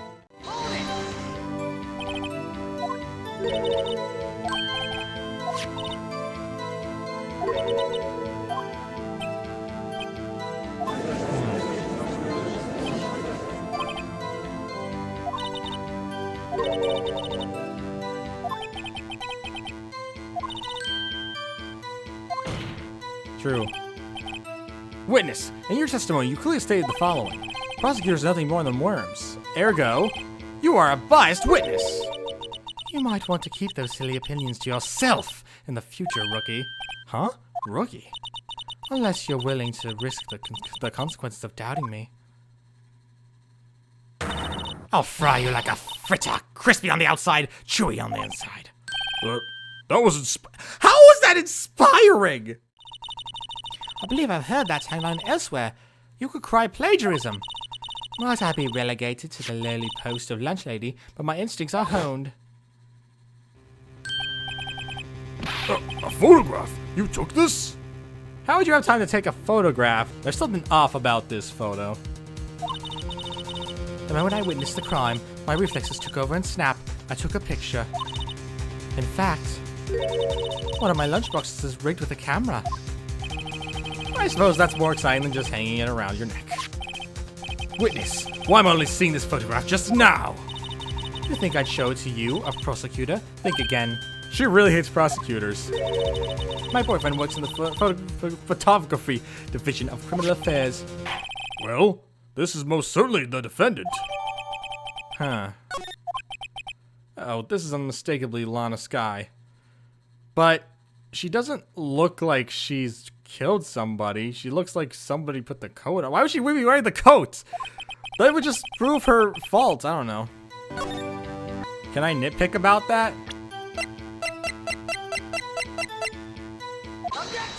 I can nitpick about the photo? And you witnessed this? You saw Miss Skye stab the victim with a knife? As I've already said, yes, I swear it on my finest salmon swirl lunch. I'm sure that is a fine lunch. But isn't that odd? Look at this photograph. This is the photograph you took at the very moment of the crime, is it not? Then why is Miss Skye not holding a knife? Mr. Edgeworth, your thoughts? Objection. That had to be the weakest objection ever, Edgeworth. Yet, it was still stronger than your ever feeble mind, Mr. Wright. What do you mean, Mr. Edgeworth? This photograph was not taken the moment before the stabbing. This was taken the moment after the stabbing. And how can you tell that? Blood splatter. Huh? See the dark crimson stains on the chief prosecutor's coat? I don't think that's her coat. I don't recall her ever wearing such a coat. Hang on. Yeah, this is why I'm thinking of this. It looks like his coat. It kind of looks... Am I crazy? Does it not look like his coat? But it's a black and white photograph.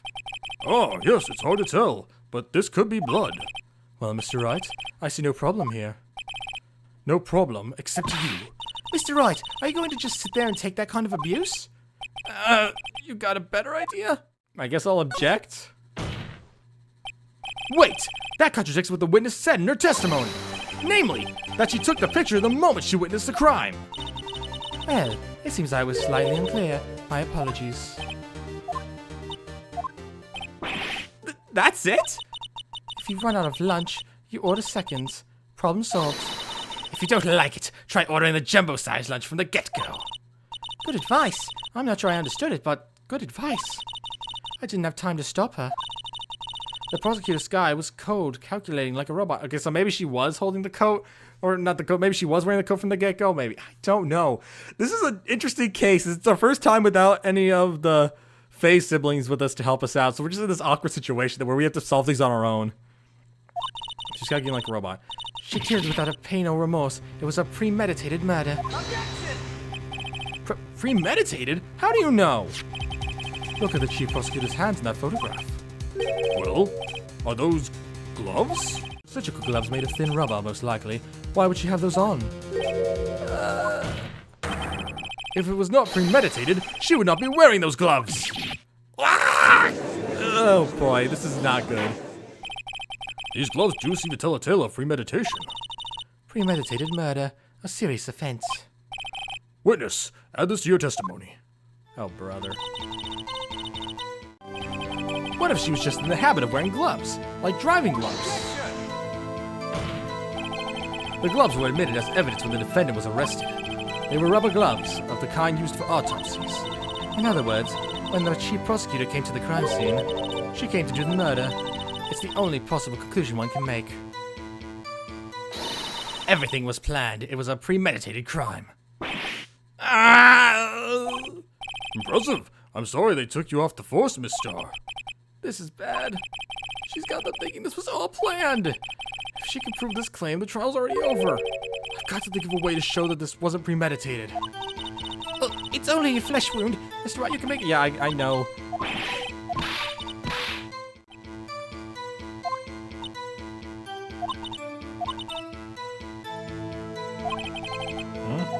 Yeah, I don't know either. Wasn't the victim Mr. Bruce Goodman also a detective? Yes, well, he was like a young cheese. Young cheese? A pale white cheese, not yet tangy with experience in the streets. A greenhorn. And it must be hard, yellowed, and sharp as a tack. Yea, with the order of an old cheese to match. In any case, there, in the lot, I felt something stirring in the back of my mind. And then that leads to this. Was that it? Witness, do you know what this is? Are you trying to test me? I sell boxed lunches for a living, you know. That's a knife. The knife. The knife that was in Mr. Edgeworth's trunk. Indeed, it is my knife. I think I finally found it. What's with this case? The bloody murder weapon, a red car. It all belongs to the prosecutor there. The defendant is the chief prosecutor for the district, right? Mommy, your prosecutors bad people. It really just depends on your perspective on the matter. The defense has a request. We ask that the witness provide an accurate testimony. What's that, Rookie? In your testimony, you stated that Lana Skye planned this murder, and that's why she was wearing those special gloves. Seems like a natural conclusion to me. The gloves do indicate planning. However, why would she not also prepare the most important thing? The murder weapon! Ugh! Ah, got her there. This knife just happened to be in the trunk of that car. Ladies and gentlemen, if you're going to plan a murder, you don't forget the weapon! I can't really scream with a girl voice. Order! Order! Order! Great, now the tide is turning in our favor. Great show, Mr. Wright. License is as good as free. No, we're not that close. Right. I believe the next lunch you'll be eating is humble pie. What? I hope you weren't deluding yourself into thinking that the tide had turned. Not over such a trifling detail. But this shoots a hole in the whole premeditated theory! Bah! The prosecution could care less if it was premeditated or not. The only one who seems to care is that lunch lady over there. The defendant, Lana Skye, murdered a detective with a knife. That is the only thing the prosecution needs to prove, or whatever. Nothing else. Very good, Mr. Prosecutor. I suppose you're thinking you're clever now. But you know as well as I do that she planned on killing him. It was planned. If it wasn't, why would she have been wearing... I believe I'd like to hear your testimony again. Witness, please tell us only what you saw, not what you thought. How dare you! My power detections are not to be underestimated. Really now? Yeah, she definitely did it. She definitely did it. Okay. Lana Skye did the murder Detective Goodman. That's why she called the victim all the way to the prosecutor's office. I'm sure the chief prosecutor had a grudge against the victim. Nothing else could drive that human machine to plunge the knife in again and again. But didn't Marshall say that there was no motive? Like, they barely interacted. They worked on a case like something like 2 or something years ago, so that's the last we know. Nothing else could drive that human machine to plunge the knife in again and again. Again and again! Well, there's our next contradiction! It was a single stab! It was not more than that! The victim was summoned from the police department to the prosecutor's office. It does sound a lot like premeditation, doesn't it? So, if I ordered a pizza, does that mean I'm planning to kill the delivery boy? In any case, the defense may now cross-examine the witness. I already found a contradiction. Unless it doesn't let me point that out. I mean, there's also the contradiction of there wasn't a grudge. Alright, where is it? Here we are. Easy objection. You say she stabbed him again and again. Well, you couldn't have witnessed that! Are you testing me? Then I'll test you. With my moss surprise! I'm afraid that moss is growing under our feet as we wait, Miss Starr. What do you mean? I shouldn't have to explain this. But take a look. The autopsy report states that death was due to a loss of blood from one stab wound. Aha! You're right! Good show, Mr. Edgeworth. I'm the one who put... Okay. What a hunk! He's my hero, really? What about my objection? No one noticed? Well, witness? You got the crime scene set, right? Oh, thanks. I always believed that no one would ever mistake ketchup for blood. But now I realize that such mistakes are possible. So, you're saying you mistook something for blood? When she lifted a knife, I thought I saw blood on her breasts. Oh, dang. I splattered blood from her victim. That's why I thought she must have stabbed him at least twice. Then tell us what you saw that you thought was blood. Testify.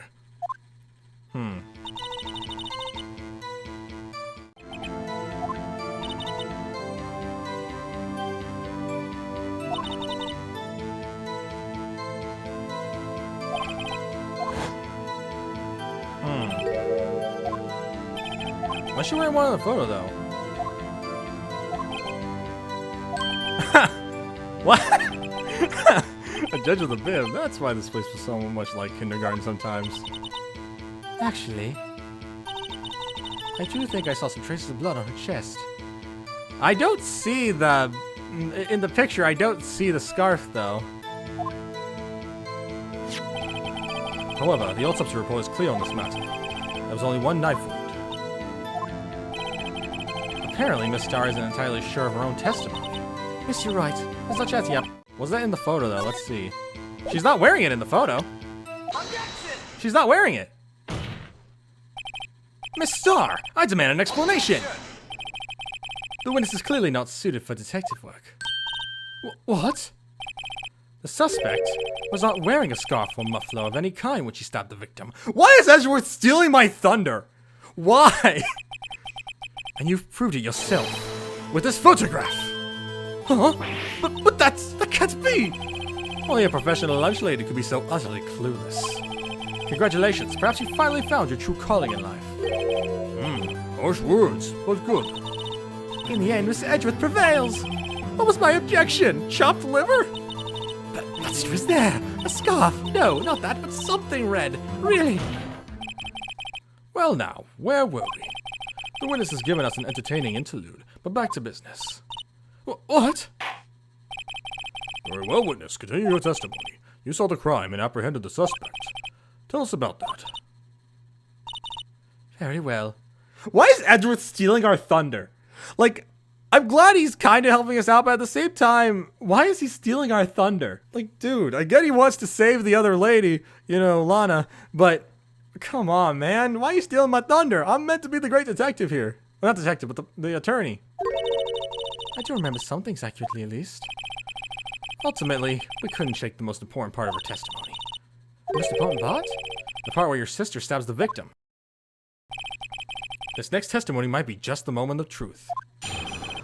Alright, let's hear it. After the murder, the suspect attempted to run behind a partition off to her side. I quickly caught her, explained her rights to her, and arrested her on the spot. Ah, yes, when I arrested her, she mentioned the muffler. That's what had me confused in my earlier testimony. The chief prosecutor made to escape, but against Angel Starr, resistance is futile. You are quite determined about this scarf, aren't you? I strike like a snake and bite like a cobra. That's me, Angel Star.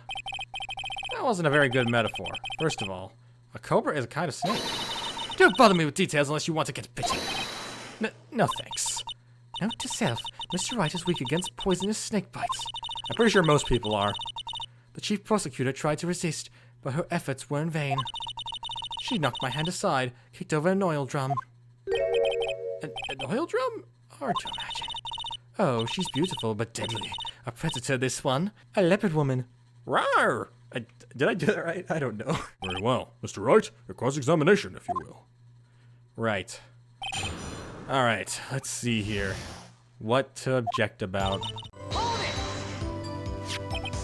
So where is this partition on the floor planes, or floor pans? I'm sure she means this wall next to the car. That's right. There was a wall there, about 6 feet high. She was obviously trying to hide herself. Quite a natural thing for a criminal to do. And what did you do then?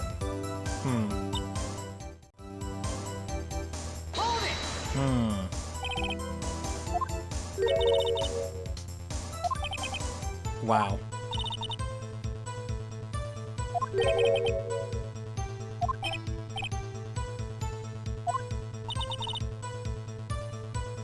Let's ask further about this. My phone. Do you mean this cell phone discovered at the crime scene? Yes, ultimately. Ultimately? My memory. It's like a salmon heading upstream, you see. No, the court doesn't see Miss Starr. The chief prosecutor first attempted to use the phone hanging on the wall. On the wall? That's right. Near the car. There was an emergency phone on the wall. Apparently, it was out of order. And so she used her cell phone? Indeed. The emergency phone was out of order that day. Good witnessing, witness. Good witnessing? Whatever happened to good testifying? You should, of course, add this to your testimony. The things I do to please this rookie defense attorney. Oh, brother. What do you mean?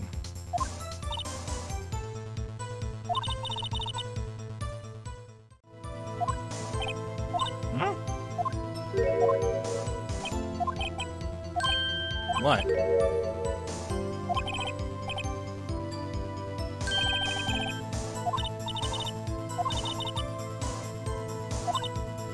Wow, Edgeworth is really making some good points to go against this lady's testimony.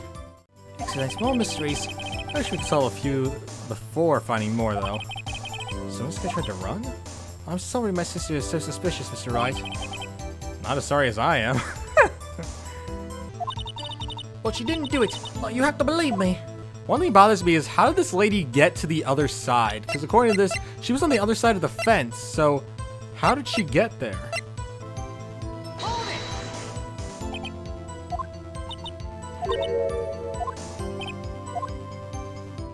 Let's press her. Let's press her on this. I'd like to see this on the floor plans just to be safe. The Lunchland car was... She was a visitor, thus she was parked in Block B, or B block. So you witnessed the murder from here? That would make it about 30 feet from the car, yes. Is that correct, Miss Starr? Yes, that's right. Well, there was a chain link fence in front of it. I went over it, of course. Amazing! The 12-up queen lunch lady athlete indeed. Is there even a way to? It would have taken her a little time to climb over the fence. So she couldn't have gotten to my sister that fast. Yeah, that fence was about 9 feet high too. Okay, so there is a opening on the top, but by the time she climbed over it, there could have easily been an escape. So how did Miss Guy not get away?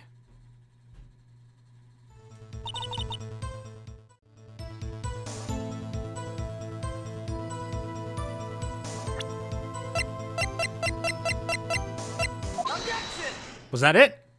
I was just pressing buttons. Was that it? Okay, Miss Starr, I have to conclude that you have a personal grudge against Miss Lana Scott. The witness is a former detective. Her testimony is unmarred by personal bias. Well, who would have thought you would be my knight in shining armor, prosecutor? You, who, together with the chief prosecutor, kicked me out 2 years ago.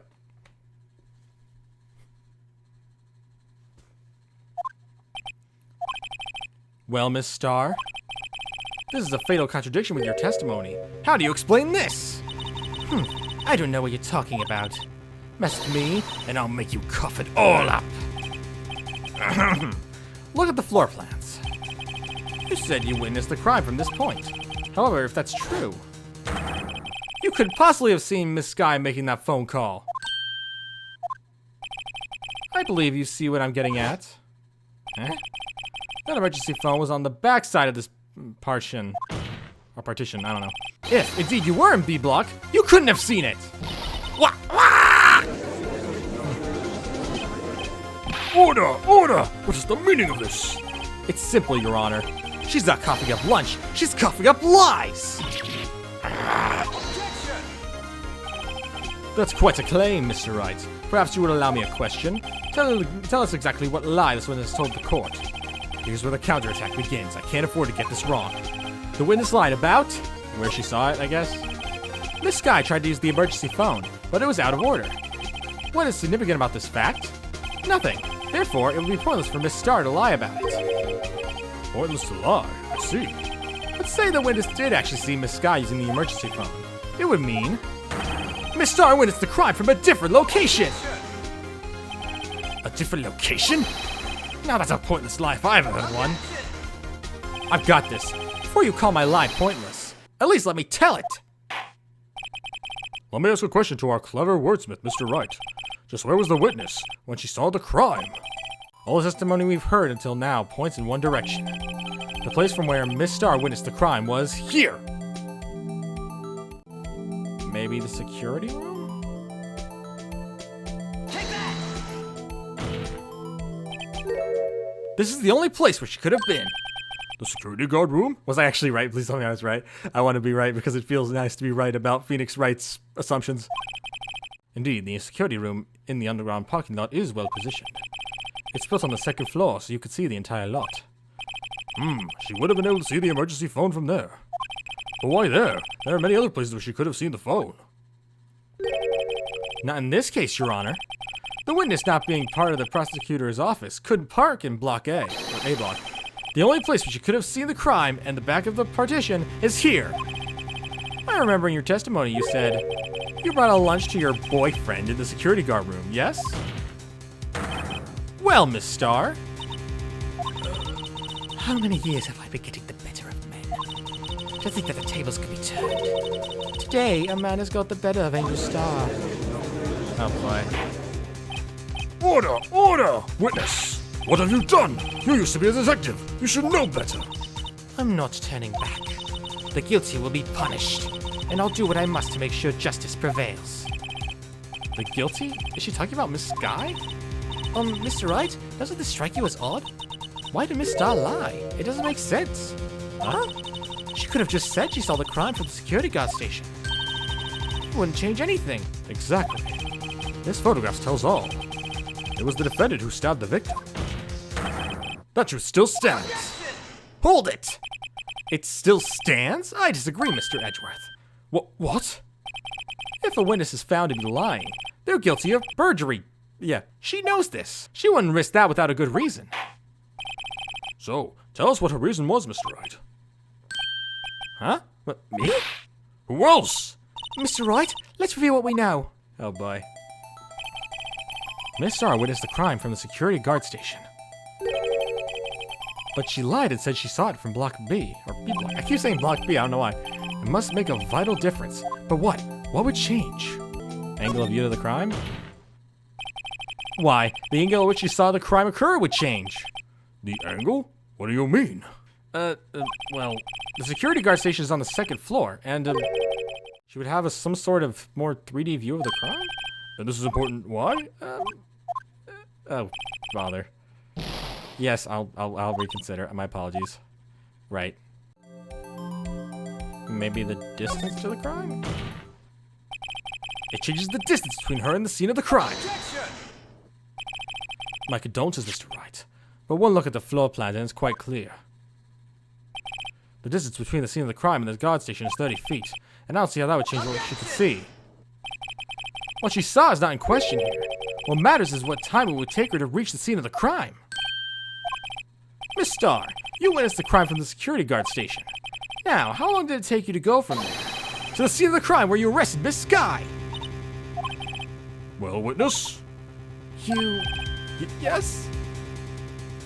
You ordered the squid wheels, right? The quality of my lunches has gone from low to inedible. I was bringing a PB&J's lunch with fresh boysenberry jam to my boyfriend. Boysenberry for the boyfriend? He wasn't in the station, so I waited. I witnessed the crime from the glass wall station. That's a long way to walk around. And before I knew what I was doing, I found myself running towards the scene. But the door was locked. I couldn't open it.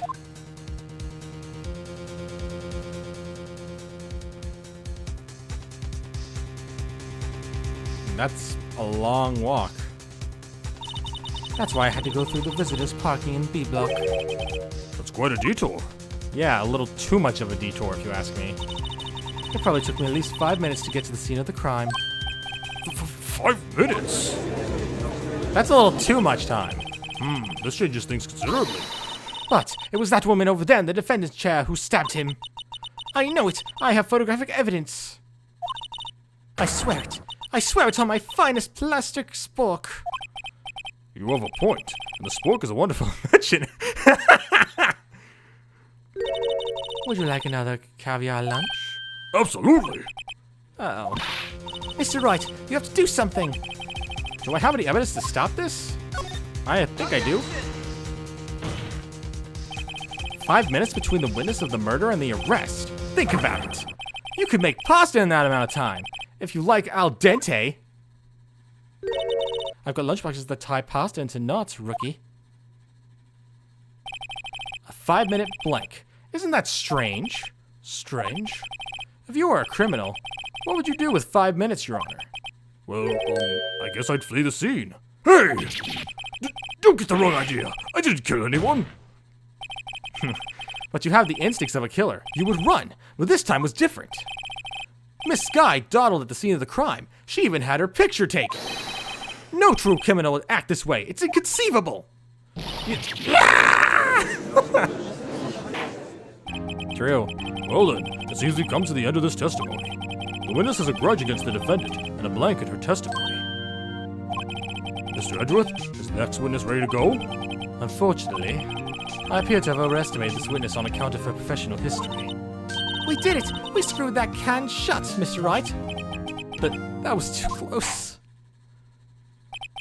I'm afraid that the cough-up queen has been dethroned. And with that, court is adjourned. What the? What? Mr. Edgeworth, you ordered the squid wheels, right? That's the one she tried to foist off on me. I prefer to not take the defense team's leftovers. Anything else to say? I might be able to save you. I have decisive evidence. What was that? Is this another one of her trick lunchboxes? My apologies, but we have no further questions to ask of you, Miss Starr. Ah. Is this your jumbo lunchbox? Woohoo! A triple-decker! Out of deference to the witness's determination, I'll allow one more testimony. Man, this guy is a... brother. Let's hear about this decisive evidence. Oh, brother. Like the lunchline motto says, you won't be disappointed. What's she going to pull out of her lunchbox this time? Witness testimony, decisive evidence. Let's hear it. I should have mentioned those 5 minutes when I wasn't looking at the crime scene. And now, it's the matter of the victim's shoe. Did I not bring this up? 2 types of blood were found on this shoe. One was, of course, the victim's, and the other blood type matched that of the defendant, Miss Lana Sky. This shoe proves it. It's flawless, decisive evidence. What? There was blood found on that shoe? But didn't Lana have like a stab wound on her hand? So, you know, I don't know. This is very iffy. Try Lunchland for all of your lunch and decisive evidence needs. Witness, what's the meaning of this? Why is this the first time I've heard this evidence? Simple. As I've already said, I don't trust you with evidence, Mr. Edgeworth. That's why I took the liberty of investigating this myself. And you had blood tests performed? Didn't I mention? I have 3 boyfriends in forensics. In any case, Your Honor, I can't accept this as evidence. What? You must know the 2 rules of evidence law. Rule 1, no evidence shall be shown without the approval of the police department. In other words, this shoe is illegal evidence, at least for the time being. Is that right, Mr. Wright? It seems so. Edgeworth sure is celebrating. Not so fast, Mr. Edgeworth. Don't forget, I used to be a detective. As I mentioned previously, this shoe has already been tested by a member of the forensics department. As you can see, it was approved by the police department as of today. Even the general public can produce official evidence, Mr. Edgeworth. Is that right, Mr. Wright? Seems so. Edgeworth is looking pretty sullen. You could at least study some evidence law. Really? The prosecution's complaints notwithstanding, it appears that this evidence satisfies the first rule of evidence law. However, it seems you have yet another count against your witness. Anything to ensure that the guilty are properly judged. You know, I'm wondering if... Did something go down between those two? Like maybe the detective was the one who called Lana there and she killed him in self-defense, or... I don't know. Oh boy. Very well, Mr. Wright, you may cross-examine the witness. Right. Huh. We got bloodstains, yes, but it's on the bottom, but... Yeah.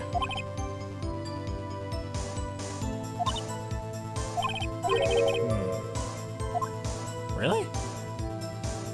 Huh. There's also some other blood here. Yeah.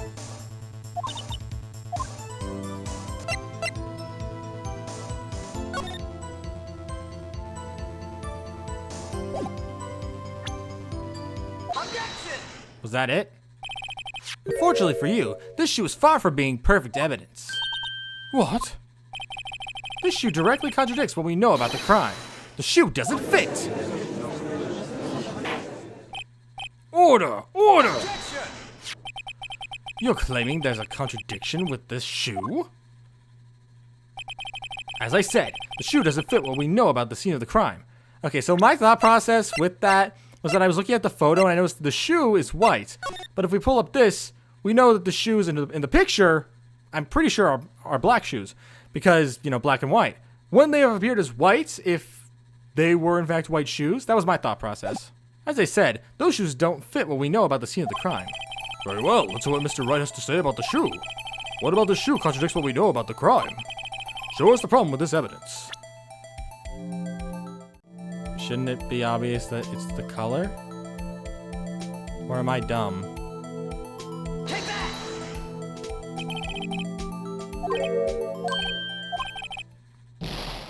I don't know. Here? Take that! Is that it? The problem lies in the footprint! The footprint? Note that the bottom of the victim's shoe is covered in blood. Then, isn't it strange? Why weren't any bloody footprints found by the scene of the crime? Oh! As you can see, there were no traces of any such footprints at the scene of the crime. That contradicts your claim about this shoe! This picture only shows parts of the floor, so there could have been bloody footprints. Then, where are they, Mr. Edgeworth? Because we checked the scene and found nothing of the sort! Order! Order! Order! Well, witness? What?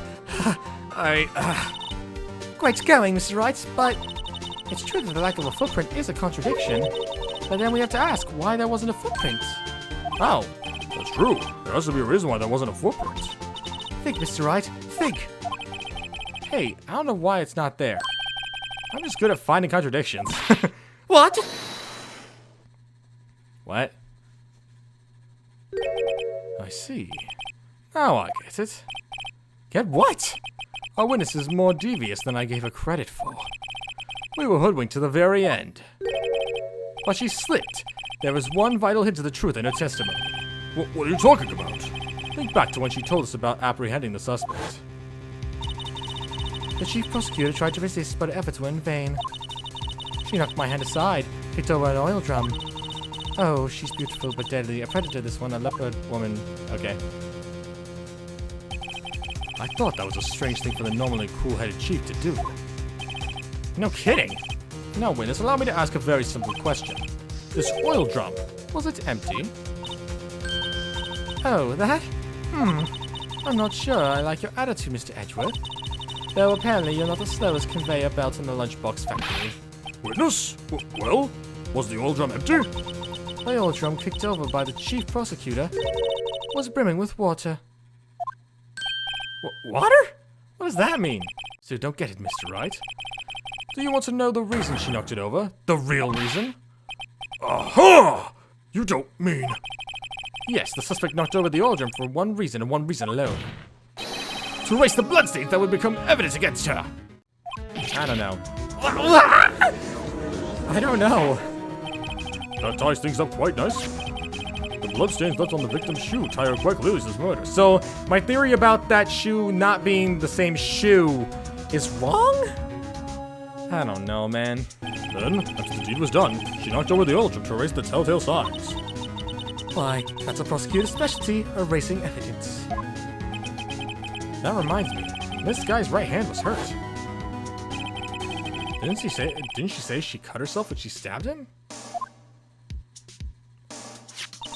So that's when my sister's blood got on the shoe. Well, I see no reason to prolong this trial. Mr. Wright, do something, please! What? What can I do? Your sister has confessed to the crime and she tried to conceal it. But... Enough. There is no need to further debate. The verdict, Your Honor. Very well. But Angel Star is on the prosecution's side. She could have been lying about the water. This court finds the defendant, Miss Lana Skye. Hold it. Little girl, what did you just say? Oh, she pissed her off. Because she hates prosecutors. Huh? Me? Did you just say that I, Angel Star, was on the prosecution's side? Well, yeah, you are. You're saying my sister hid evidence by erasing the bloody footprints. Well, I thought you had your fill, but here you are, demanding a second helping. Another lunchbox, a lunchbox called evidence. Wait, witness, don't tell me you have something else. The time for deliberation is past. Any further comments, you'll be held in contempt of court. Your threats don't scam the Coffer Queen. Look at this. A photograph? But you notice how the guy's missing a shoe? I had it just in case anyone had the gall to suggest that the white shoe didn't belong to the victim. Oh, so you're referring to the victim. I thought we were talking about Lana this whole time. Oh, I see. I see no room for error in this evidence. But wait, if that's the case, why would the blood be over there? The oil drum thing with water is so far away from the crime scene. Am I wrong? Am I tripping? Like, in my thought process, the oil drum, I can't really, there's nothing to let me point at. But basically, the oil drum, as we know, is right behind the car, right there, the one car. If the oil drum dropped over, would it really spill all onto the floor? I might be underthinking things.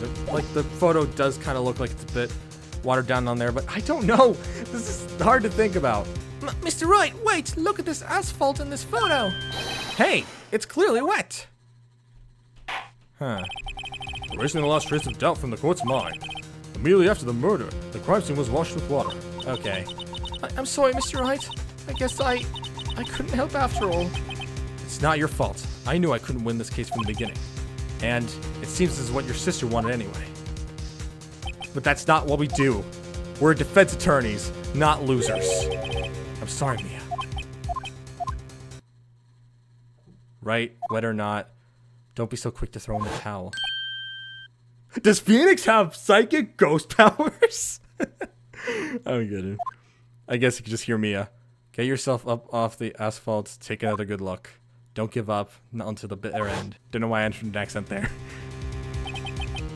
This is the last piece of evidence. Hold it! Objection! Very well, this time I'd like to declare a verdict for good. Objection! It's time. Your Honor, wait! What is it with you people? Can't I hand down my verdicts in peace anymore? Whatever it is, can't it wait? No, it can't. Then it will be too late. Look at this photograph, the last one submitted. This trial isn't over until we give each piece of evidence proper consideration.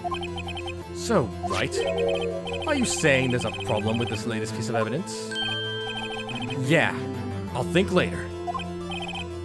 Yeah, there's a problem. Right or wrong, I've got to go ahead with this. I suppose since we've come this far, we should give every claim a fair shake. Very well, Mr. Wright. Show the court the problem with this photograph.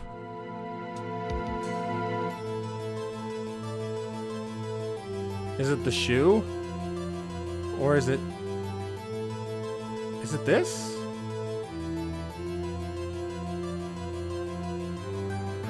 I'll try this. I'll try this. The problem in this photograph is here! What's this? There's something poking out of the car's muffler. Wait just a moment, Mr. Edgeworth. Your Honor? You just said muffler. So I was right. Dude, I am just on point with some of these guesses. For the most part, I did get 2 strikes, but other than that, on point with these guesses. However, I see no trace of a muffler or scarf of any kind in this photograph. A muffler is also part of on a car or motorcycle, Your Honor. Just think of it as part of the exhaust system, a pipe. I see, and I see. What's the suspicious-looking cloth sticking out of the car's muffler? So what if there's something sticking out of the muffler? What does that have to do with this case? Nothing. Absolutely nothing. Nope. Sorry, Miss Starr, but it's not going to be that easy. In fact, you've already told us why this is important to the case. You said as much in your testimony. What? Let's hear what Mr. Wright has on his mind. Tell us why you think this piece of cloth is the muffler, and the muffler is related to this case.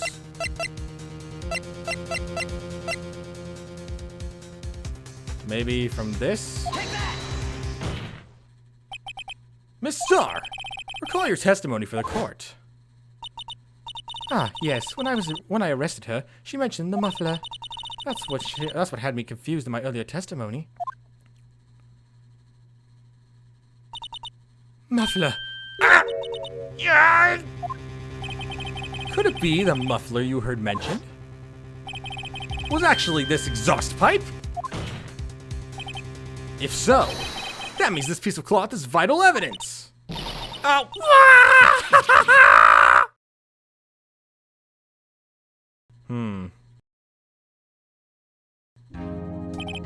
Well, it seems we will have to suspend the proceedings.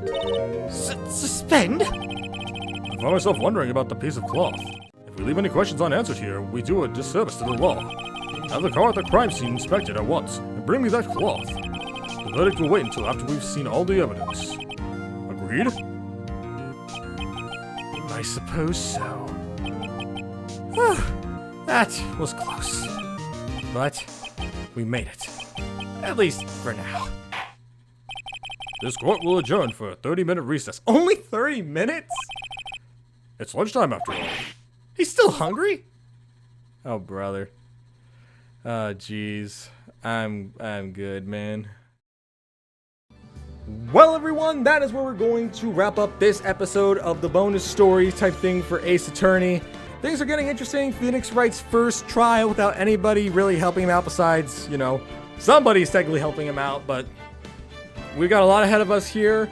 I'm curious to see what type of stuff the next part of the trial goes through because, you know, we got 30-minute recess, then we're going right back in. We're going right back into the trial. But I'm going to stop it here because that took a lot out of me. So we'll come back to this and continue the trial next time. So, yeah, I'm excited to see where this goes. And, yeah, that's all I have to say. And thank you all for watching. If you're new to the JG Crafter channel, don't forget to subscribe. I also do crafts to the channel.